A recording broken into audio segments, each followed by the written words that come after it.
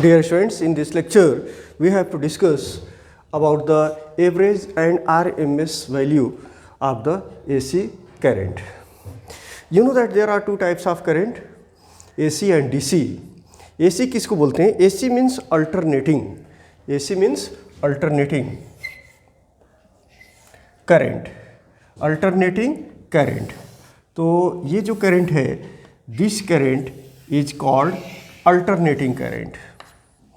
अगर यहाँ पे हम ओरिजिन लेते हैं और इस ग्राफ को with respect to T time के साथ अगर हम प्लाट करते हैं और यहाँ पे ईएमएफ लेते हैं, वाई एक्सिस पर ईएमएफ लेते हैं, तो therefore you can observe here the EMF is varying with respect to time. Time के साथ ईएमएफ वायरी कर रहा है, या इसको हम कह सकते हैं फेज के साथ चेंज हो रहा है. अगर हम इसको ओमेगा टी लेते हैं, ओमेगा टी मतलब यहाँ पे थीटा लेते हैं फेज एंगल, तो फेज एंगल के साथ मतलब एंगल के साथ भी ईएमएफ चेंज हो रहा है. और ऐसे ही करंट भी चेंज होता है, ईएमएफ के साथ साथ करंट भी चेंज होता है. यहाँ पे हम करंट ले सकते हैं, तो करंट टाइम के साथ वेरी करेगा और फेज के साथ भी वेरी करेगा. यू नो दैट जनरली जो एसी सप्लाई किया जाता है इलेक्ट्रिसिटी बोर्ड से, उस पर जो वोल्टेज होता है 220 वोल्ट पे सप्लाई दी जाती है, और जो फ्रीक्वेंसी होता है एसी करंट का वो तकरीबन नियर अबाउट 50 हर्ट्ज होता है. मतलब इंडिया में जो इलेक्ट्रिसिटी सप्लाई की जाती है घरों के अंदर डोमेस्टिक पर्पज से, वह इलेक्ट्रिसिटी एसी की मैं बात कर रहा हूँ, 220 वोल्ट पे सप्लाई दिया जाता है और 50 हर्ट्ज उसकी फ्रीक्वेंसी होती है. 50 हर्ट्ज फ्रीक्वेंसी का मतलब ये हुआ कि ये ऑसिलेट करता है, इस तरह से ऑसिलेट करता है. ये एक ऑसिलेशन कंप्लीट हुआ, इसको हम कहेंगे वन ऑसिलेशन. तो इस तरह के ऑसिलेशन कितने होते हैं एक सेकंड में? 50 टाइम्स ये ऑसिलेट होता है. तो यहाँ आप देख रहे हैं कि ईएमएफ टाइम के साथ पॉजिटिव हो रहा है, वेरी हो रहा है, कांस्टेंट नहीं है.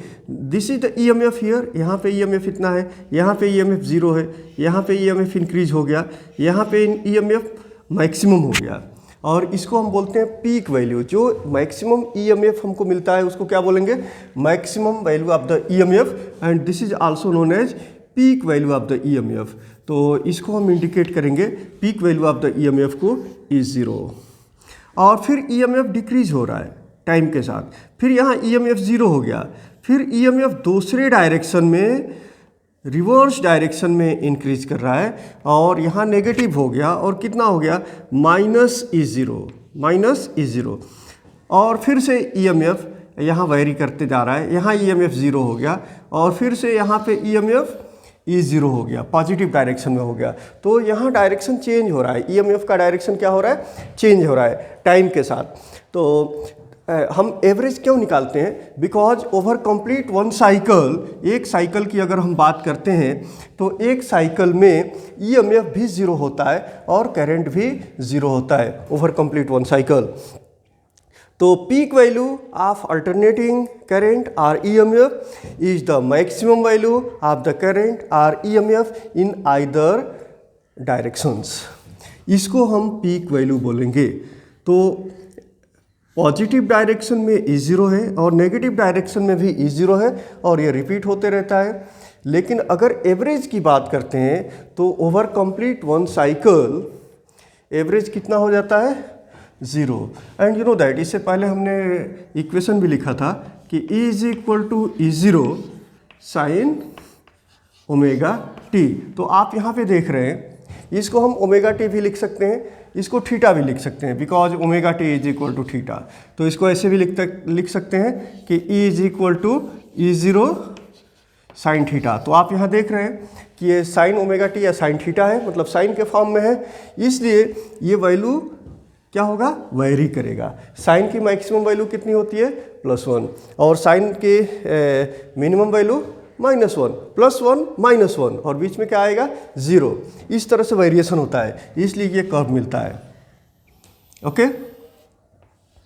तो अभी मैं बात कर रहा था कि over complete one cycle average value 0 कैसे हो गया। तो यहाँ आप देख रहे हैं साइन की वैल्यू +1 मतलब ई कितना हो जाएगा, ई 0, और यहाँ साइन की वैल्यू -1 मतलब ई कितना हो जाएगा, -0। तो अगर हम सम निकालते हैं तो ई 0 प्लस है और ई 0 माइनस है, तो जब एवरेज निकालेंगे तो कितना हो जाएगा, एवरेज हो जाएगा 0। तो over complete one cycle EMF और करंट दोनों 0 होता है, लेकिन हमें कुछ तो स्पेसिफिक वैल्यू चाहिए। We define some specific values which would be convenient for comparing two voltage or current waveforms। तो इसके लिए हम क्या करते हैं कि हाफ साइकिल के लिए एवरेज निकालते हैं या mean value of the current या वोल्टेज निकालते हैं। तो हाफ साइकिल हमारा क्या होगा, this is A half cycle. Half cycle पे 0 नहीं होगा तो हम फुल साइकिल नहीं निकालेंगे, हाफ साइकिल पे क्या निकालेंगे, average value of the EMF and average value of the current निकालेंगे। तो अभी हम बात करेंगे हाफ साइकिल की।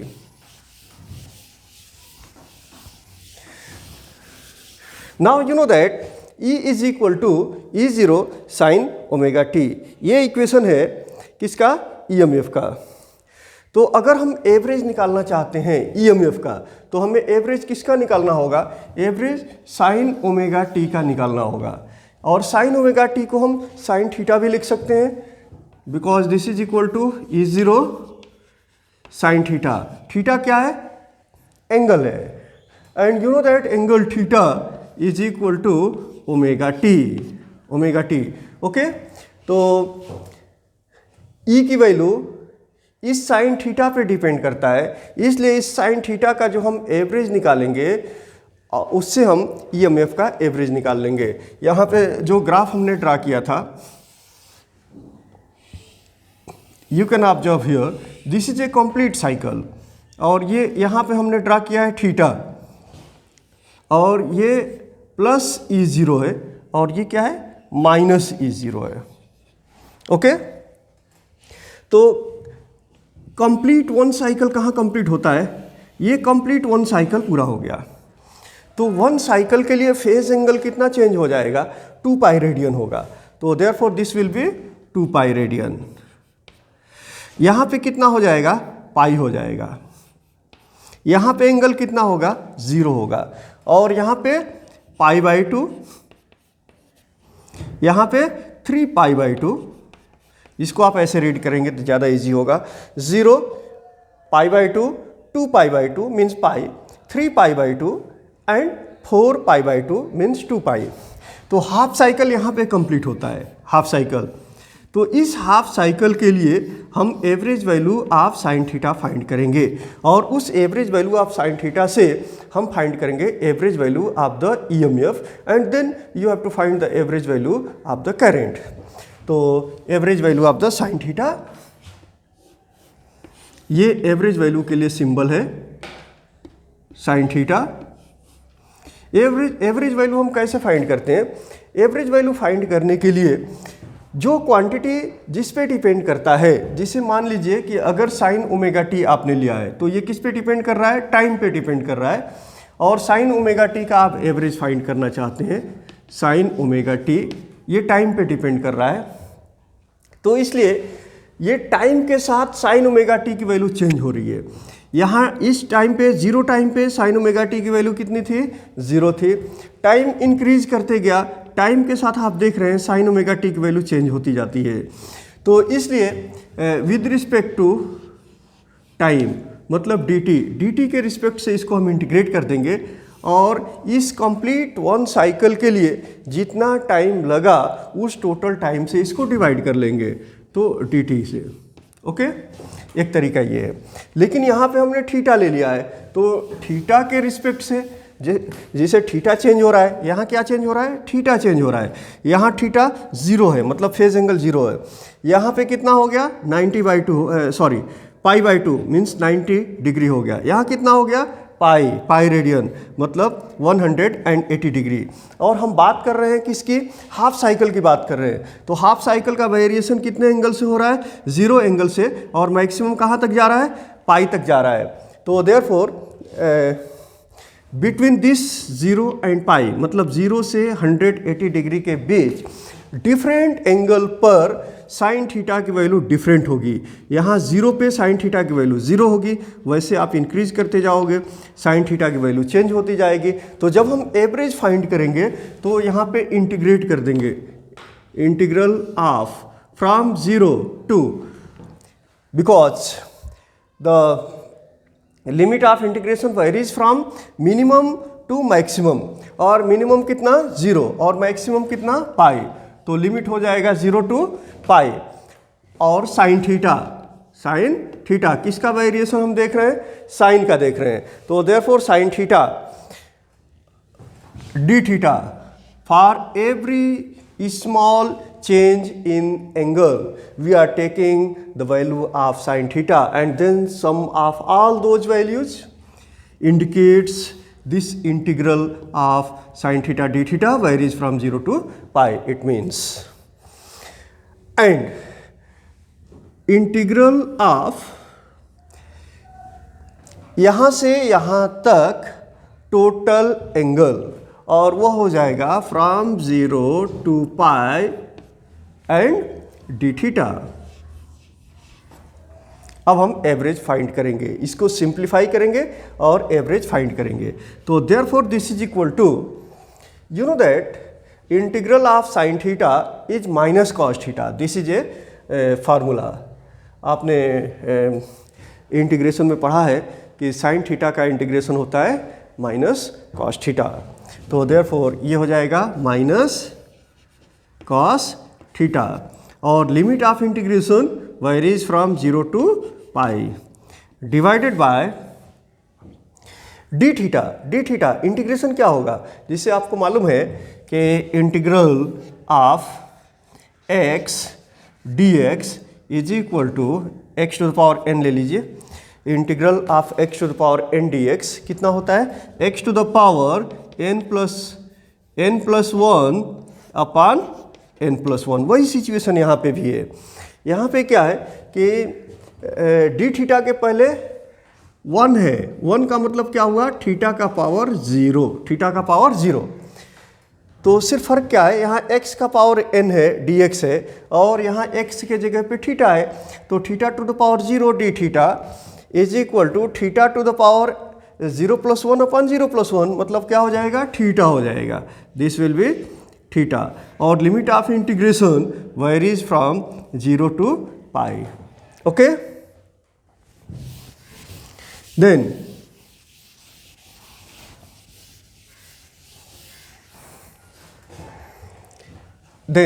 this average value of sin theta will be equal to, अभी हम क्या करेंगे, जिसको हमने इंटीग्रेट किया उसके जगह पे अपर लिमिट रखेंगे, तो यहाँ मिल जाएगा माइनस कॉस, अपर लिमिट क्या होगा थीटा का, पाई, एंड देन हम माइनस लिखेंगे, माइनस, और माइनस लिखने के बाद से ब्रैकेट में क्या आ जाएगा, माइनस कॉस, अब लोअर लिमिट रख देंगे 0 degree, and divided by theta का पहले अपर लिमिट रखेंगे, और अपर लिमिट क्या होगा, पाई, तो देयरफॉर पाई, और माइनस, फिर लोअर लिमिट लिखेंगे, लोअर लिमिट है 0, तो therefore pi minus 0।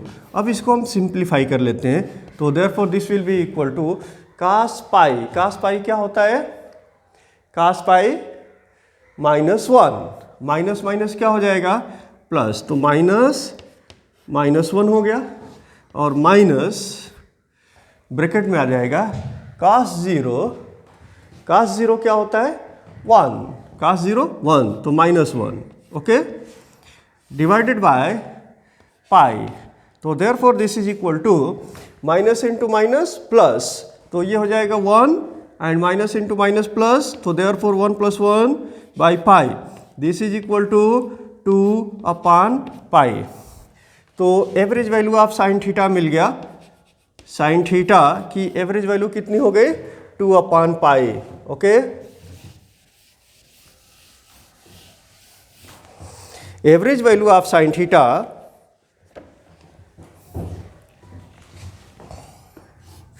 Average value of sine theta is equal to 2 पाई।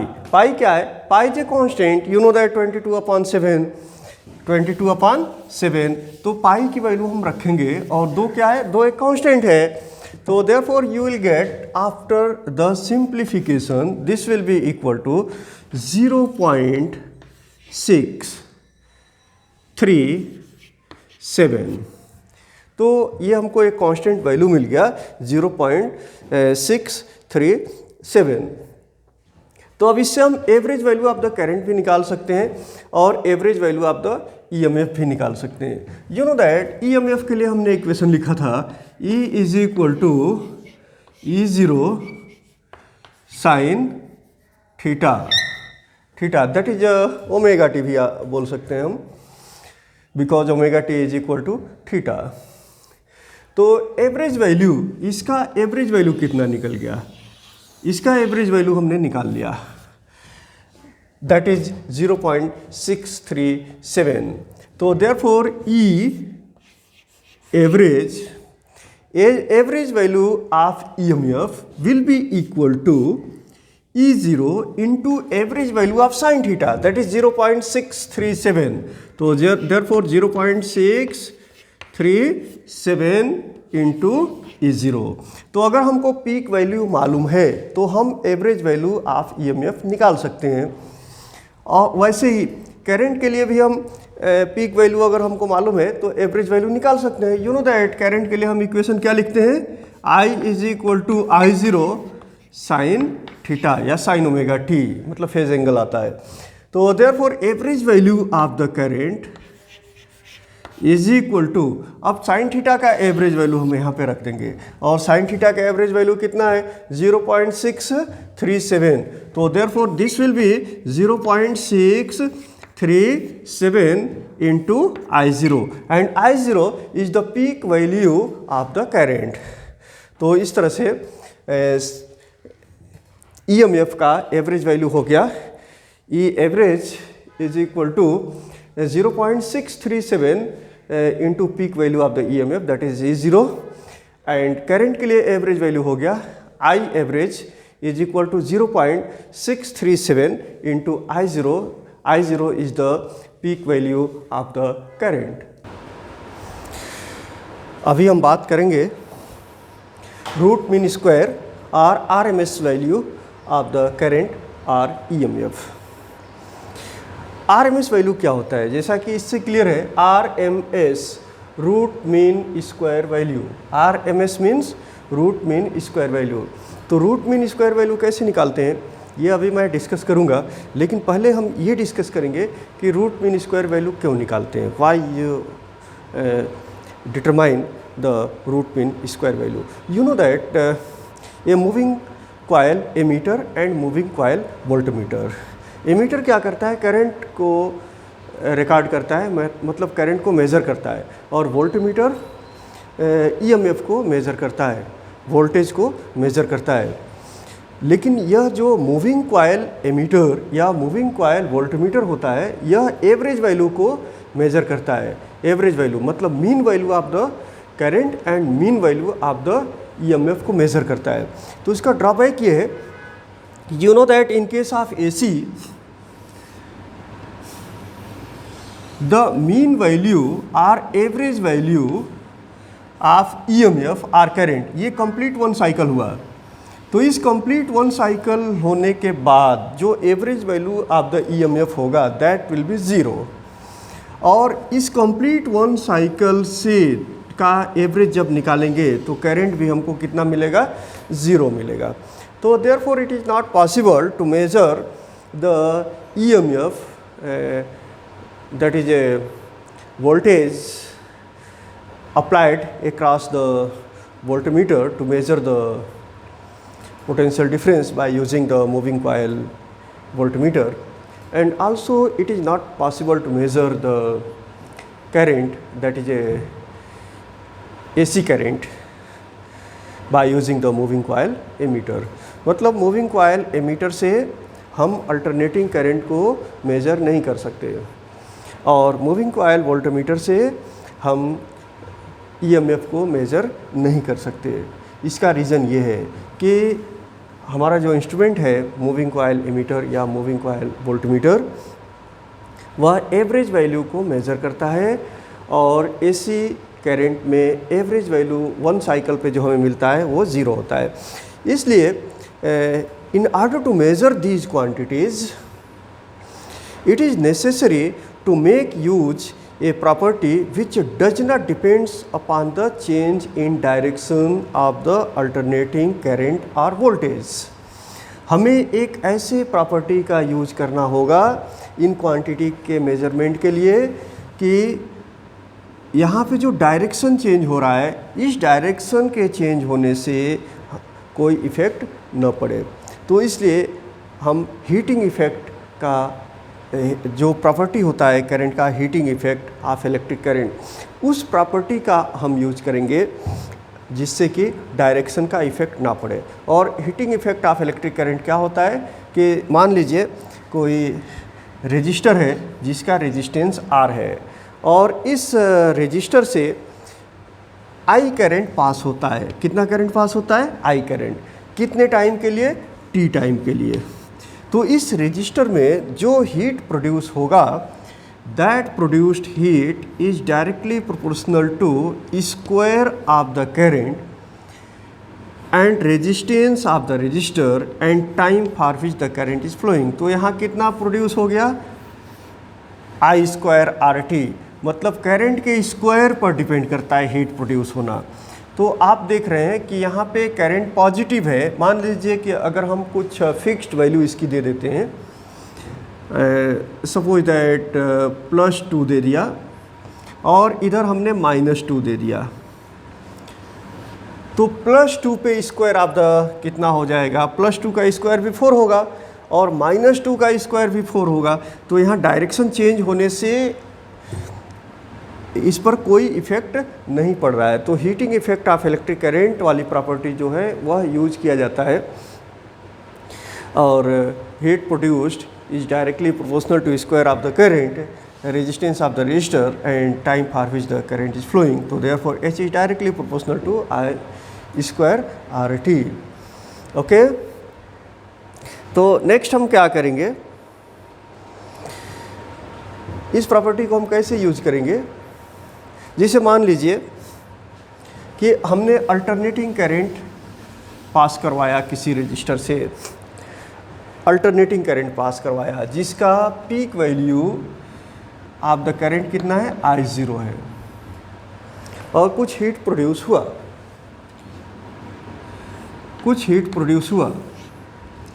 अब स्टडी करंट उसी रजिस्टर से पास करवाते हैं और उतने ही टाइम तक और उतनी ही हीट प्रोड्यूस होती है, तो उस करंट को हम RMS करंट बोलते हैं। That current is known as RMS current. तो लिसन अगेन, मान लीजिए कि कोई रजिस्टर है जिसका रेजिस्टेंस R है और इस रजिस्टर से हमने I0 करंट T टाइम के लिए पास करवाया। ओके, और हीट कितना प्रोड्यूस हो गया? H हीट प्रोड्यूस हो गया। अब हमने उसी रजिस्टर से उतने ही टाइम तक एक स्टडी करंट पास करवाया, फिक्स्ड करंट पास करवाया, जो पॉजिटिव नेगेटिव नहीं हो रहा है, वो फिक्स्ड करंट पास करवाया। स्टडी, उसकी वैल्यू फ्लक्चुएट नहीं हो रही है, कांस्टेंट है। उस करंट को पास करवाने के बाद उतने ही टाइम में उसी रजिस्टर से सेम हीट प्रोड्यूस होता है। तो that fixed value of the steady current is known as RMS value of the current. Okay, तो इस RMS value of the current को हम क्या बोल सकते हैं? RMS value of the current is also known as effective value. इसको हम इफेक्टिव वैल्यू भी बोलते हैं, effective value of current. Okay, इसको virtual value of the current बोलते हैं, virtual value of the current. और इसी को RMS वैल्यू बोलते हैं, RMS value of current. RMS का मतलब होता है root mean square value of the current. तो जैसा कि अब इसके बाद हम बात करेंगे कि RMS value of the current हम निकालेंगे कैसे। मान लीजिए कि जो करंट दिया गया है, this is a AC current और I is equal to I0 sine omega T. अगर हम यहाँ चाहें तो थीटा ले सकते हैं, because omega T is equal to theta, तो sine theta, I is equal to I0 sine theta. तो RMS value of the current कैसे निकालेंगे, जैसा कि इससे क्लियर है, RMS means RMS root of the mean square value of the current is called root mean square current.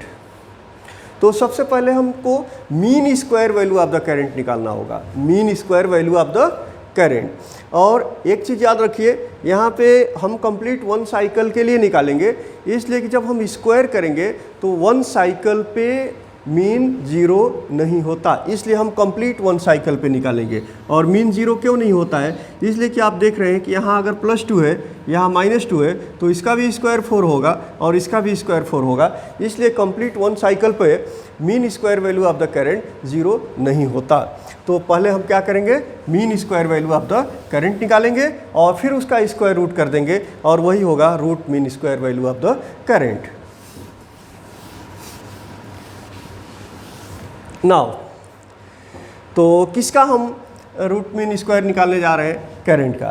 तो therefore I RMS square is equal to over complete 1 cycle. तो 1 cycle में you can observe here, ये देखिए ये 1 cycle है और किसके साथ वेरिएशन हम ले रहे हैं, थीटा के साथ ले रहे हैं। और यहाँ पे हम क्या ले रहे हैं, peak value of the current ले रहे हैं। तो यहाँ +0 होगा, यहाँ -0 होगा। ओके, एंगल यहाँ चेंज हो रहा है, वेरी हो रहा है, एंगल के साथ करंट भी चेंज हो रहा है, फ्लक्चुएट हो रहा है। यहाँ एंगल 0 है, यहाँ एंगल 2 पाई हो जाएगा, यहाँ एंगल पाई रहेगा, यहाँ π/2 होगा, यहाँ 3 π/2 होगा। ओके, तो कंप्लीट 1 साइकिल के लिए मिनिमम एंगल कितना है, 0 और मैक्सिमम एंगल कितना है, 2 पाई। तो लिमिट ऑफ इंटीग्रेशन होगा 0 to 2 पाई। ओके, और करंट के स्क्वायर का मीन निकाल रहे हैं, तो देयरफॉर I स्क्वायर और यहाँ d थीटा लिखेंगे, इसलिए करंट किस पर डिपेंड कर रहा है, थीटा के ऊपर डिपेंड कर रहा है। थीटा के साथ करंट फ्लक्चुएट हो रहा है, divided by total angle 1 cycle के लिए कितना हो रहा है, टोटल एंगल हो रहा है 2 पाई।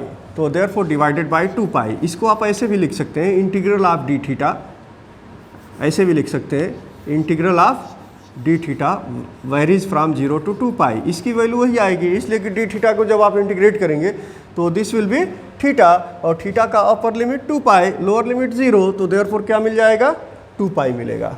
तो यहाँ हम डायरेक्टली लिख लेते हैं 2 pi. Okay, now therefore this is equal to, अब इसको हम इंटीग्रेट कर देंगे 0 to 2 पाई और I स्क्वायर की वैल्यू रखेंगे। तो I स्क्वायर का वैल्यू क्या हो जाएगा, I0 square sine square theta, okay, and d theta divided by 2 pi. Okay, now अब मैं ये ग्राफ को साफ कर देता हूँ, इसकी ज़रूरत नहीं है।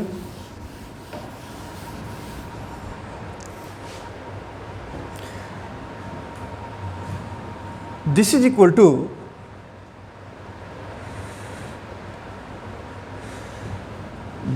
टू इसमें से I0 को मैं बाहर ले लेता हूँ, तो ये हो जाता है I0 स्क्वायर और 2 पाई को भी बाहर ले लेता है, इसलिए कि इंटीग्रेशन पे डिपेंड नहीं करने वाला है। अब इंटीग्रल हो जाएगा sine square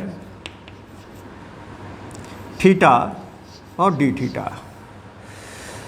You know that a well known formula in the trigonometry 2 sine square theta, 2 sine square theta is equal to 1 minus cos 2 theta. ये ट्रिग्नोमेट्री में एक फार्मूला होता है, 2 sine square theta is equal to 1 minus cos 2 theta. तो therefore sine square theta कितना हो जाएगा, sine square theta is equal to 1 minus cos 2 theta divided by 2।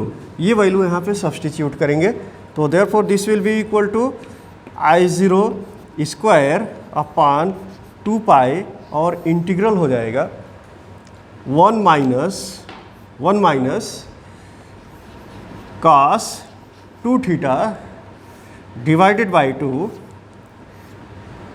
और बाहर क्या आ जाएगा D theta. Okay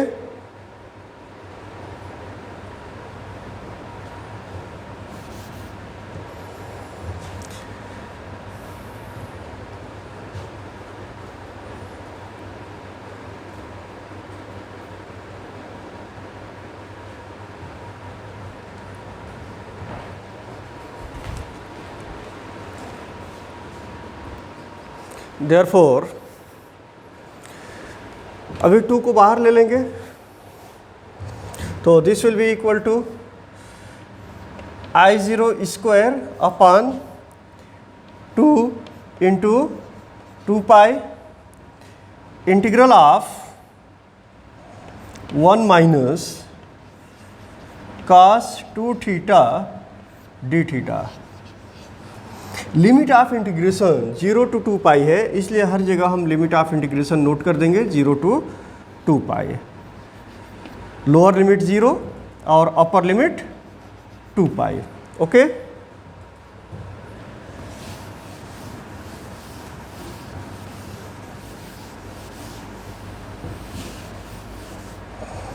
now therefore निकाल के आ रहे थे IRMS, तो IRMS स्क्वायर निकाल रहे थे ना, IRMS square is equal to IRMS square का हम मेन निकाल रहे थे, तो दैट इज इक्वल टू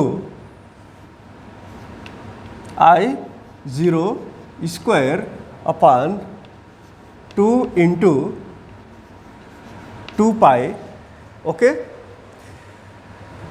अब ये ब्रैकेट को ब्रेक करेंगे, इसको हमको 2 जगह इंटीग्रेट करना होगा, तो यहाँ लार्ज ब्रैकेट लगा लेते हैं और ये हो जाएगा integral of 0 to 2 pi, 0 to 2 pi और डी थीटा, और फिर यहाँ साइन माइनस है, फिर यहाँ पे integral of 0 to 2 pi.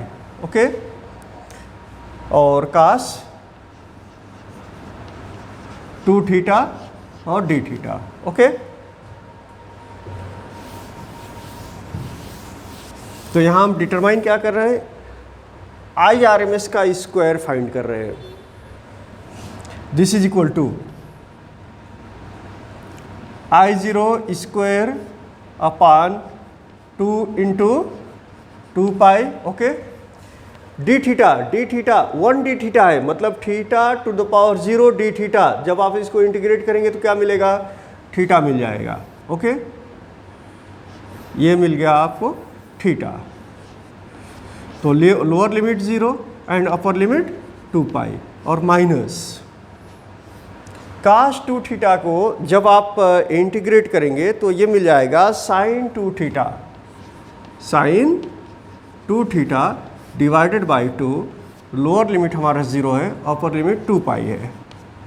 Okay therefore this is equal to I0 square upon 2 into 2 pi. Theta का जब अपर लिमिट आप रखेंगे तो दिस विल बी 2 पाई और माइनस लोअर लिमिट रखेंगे तो 0 लिखने की कोई ज़रूरत नहीं है, माइनस। अब साइन 2 थीटा 2 को बाहर ले लीजिए, 2 को बाहर ले लिए और यहाँ आप देख सकते हैं कि साइन 2 थीटा की अपर लिमिट कितनी है, 2 पाई है, तो 2 इंटू 2 पाई हो जाएगा। ओके 2 को हमने बाहर ले लिया है, माइनस अब लोअर लिमिट रखेंगे, लोअर लिमिट कितनी है 0, तो ये साइन 0 हो जाएगा, sine 0 is equal to already 0, और साइन 4 पाई कितना होगा, sine 0 is equal to 0, sine 2 pi again 0, sine 4 pi again 0, sine 6 pi again 0, तो ये कितना हो जाएगा, दिस विल बी 0, तो ये पूरी वैल्यू 0 हो जाएगी, तो देयरफॉर -0, तो therefore this will be equal to, अब यहाँ 2 पाई से 2 पाई कैंसिल हो गया, तो ये कितना मिल गया, this is equal to I0 square upon 2, तो RMS स्क्वायर की वैल्यू हमको मिल गई, और वो वैल्यू कितनी है, that is I0 square by 2। तो हमें फाइंड क्या करना है, IRMS फाइंड करना है, root mean square value of the current, root mean square value of the current is the square root of the mean square value of the current. Okay, तो इसका हम क्या करेंगे, स्क्वायर रूट निकाल लेंगे, तो therefore IRMS is equal to, जब square root निकालेंगे तो ये होगा I0 डिवाइडेड बाय √2, तो I0 अपॉन √2। ओके, इसी तरह से RMS value of the EMF भी निकालेंगे, तो IRMS, अब यहाँ पे आप क्या करेंगे, √2 की वैल्यू सब्सटीट्यूट करेंगे, तो √2 की वैल्यू जब सब्सटीट्यूट करेंगे तो ये हो जाएगा 0.707 I0। ओके, ऐसे ही ERMS निकाल सकते हैं, और ERMS कितना होगा, ERMS is equal to E0 upon √2, और फिर यहाँ भी √2 की वैल्यू रखेंगे, तो this will be equal to 0.707 E0। Okay,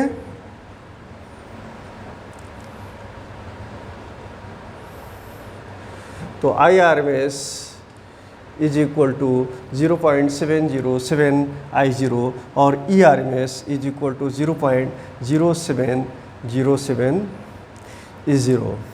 हाँ, इस डेरिवेशन में एक चीज़ देखेंगे कि हमने स्टार्टिंग से ही IRMS स्क्वायर निकाला था, तो हमारा ऊपर का जो एक्सप्रेशन था IRMS स्क्वायर निकालने का, तो IRMS square is equal to, अगर शायद स्क्वायर रह गया हो तो उसको चेक कर लेंगे, IRMS square is equal to, पहला इक्वेशन ये था, इंटीग्रल ऑफ 0 to 2 पाई था, और I square D theta upon 2 पाई, ये इक्वेशन हमने लेके निकाला था। तो ये इक्वेशन क्यों लिया था, इसलिए कि रूट मीन स्क्वायर का स्क्वायर मतलब मीन स्क्वायर वैल्यू होगी, और मीन स्क्वायर वैल्यू हमने फाइंड आउट किया था। हाँ, तो ERMS भी हमने निकाल लिया। ERMS, तो the heat produced by the sinusoidally varying AC over a complete cycle कितना होगा, मतलब इस सिनुसॉइडल वेव से रजिस्टर में कितना हीट प्रोड्यूस हुआ होगा, वह हीट भी हम कैलकुलेट करेंगे।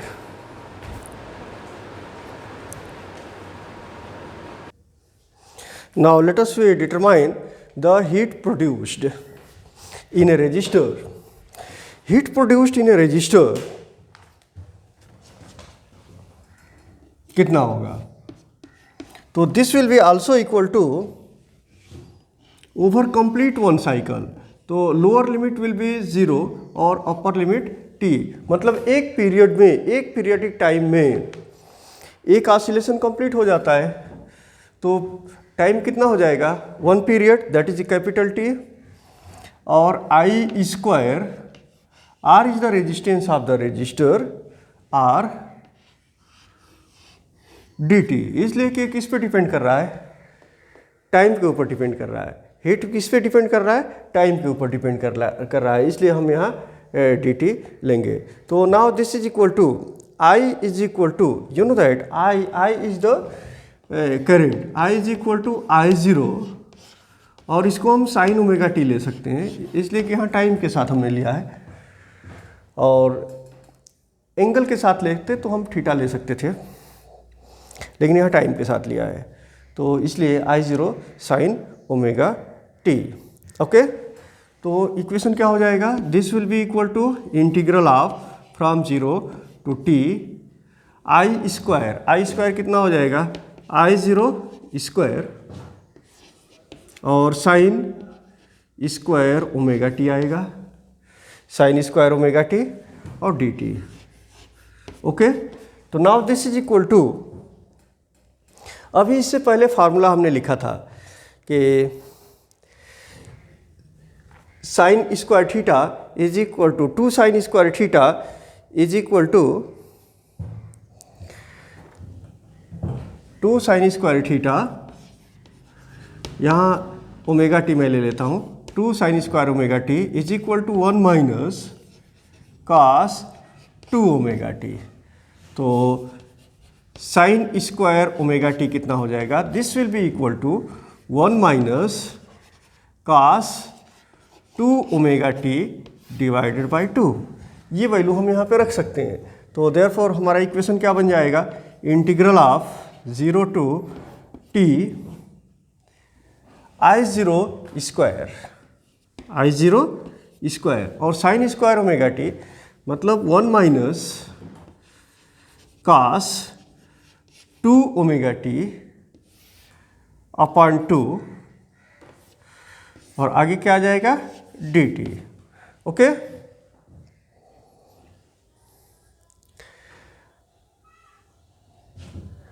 r रह गया, यहाँ r भी है ना, हियर आल्सो r, यहाँ r भी है, तो r यहाँ आना चाहिए।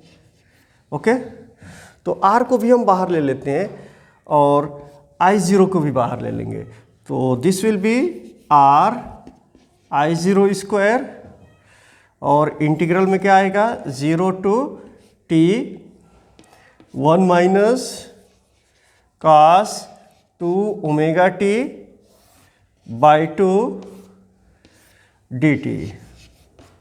ओके, अब इसको हम सिंप्लीफाई कर लेंगे, therefore this is equal to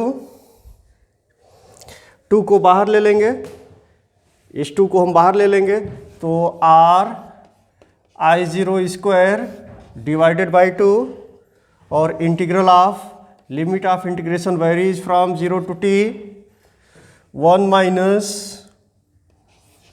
cos 2 omega t dt। अब इसको इंटीग्रेट करेंगे विद रिस्पेक्ट टू t, तो अभी हम इंटीग्रेट करेंगे, यहाँ पर हमको कांस्टेंट वैल्यू मिला हुआ है, फाइंड क्या कर रहे थे, हीट प्रोड्यूस्ड। ओके, तो H is equal to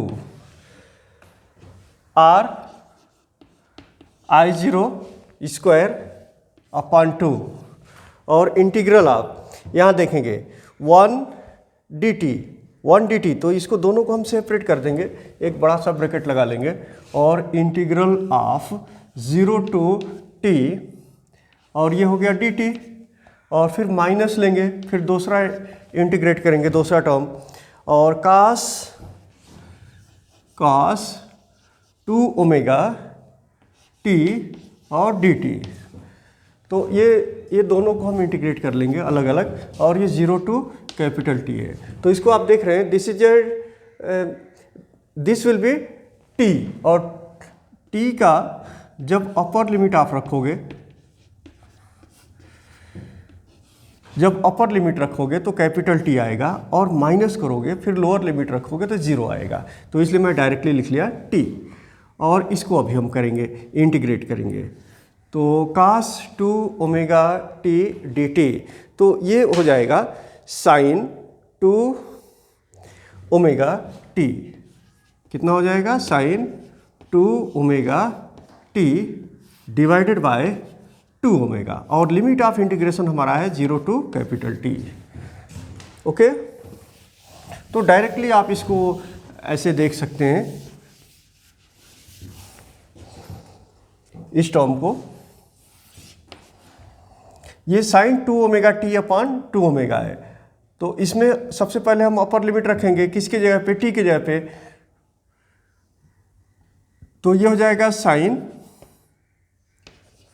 2 omega T, T के जगह पे हमने अपर लिमिट रखा दैट इज कैपिटल टी, और कैपिटल टी कितना होता है 2 पाई अपॉन ओमेगा, तो ये वैल्यू हम रखेंगे 2 पाई अपॉन ओमेगा, और यहाँ तो 2 ओमेगा है। तो इससे हमको डिस्कशन नहीं है, आप ये सारी क्वांटिटी को छोड़ दो।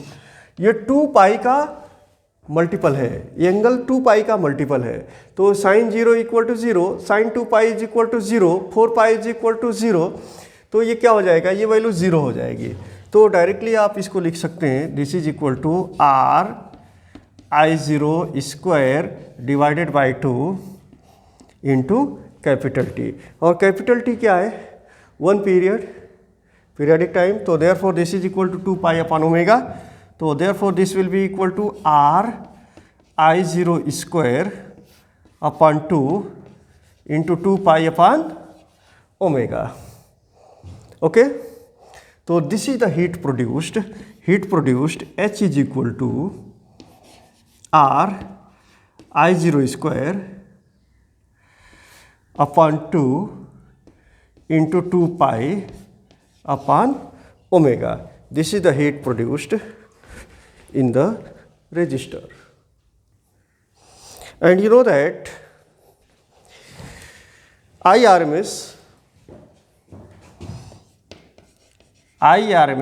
is equal to I0 upon √2, तो इसका जब स्क्वायर करेंगे तो इसको हम ऐसे लिख सकते हैं कि IRMS square is equal to I0 upon 2, तो I0 अपॉन 2 की जगह पे हम क्या लिखेंगे IRMS स्क्वायर, तो therefore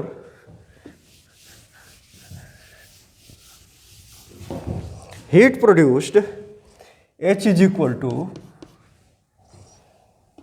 R I0 square upon 2 की जगह पे क्या लिखेंगे IRMS square into 2 pi upon omega.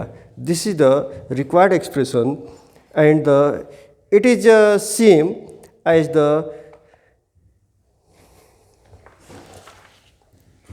heat produced by a DC current of magnitude IRMS for time t is equal to 2 pi upon omega. So this is the heat produced, and the remaining content of this topic will be in the next lecture. Thank you.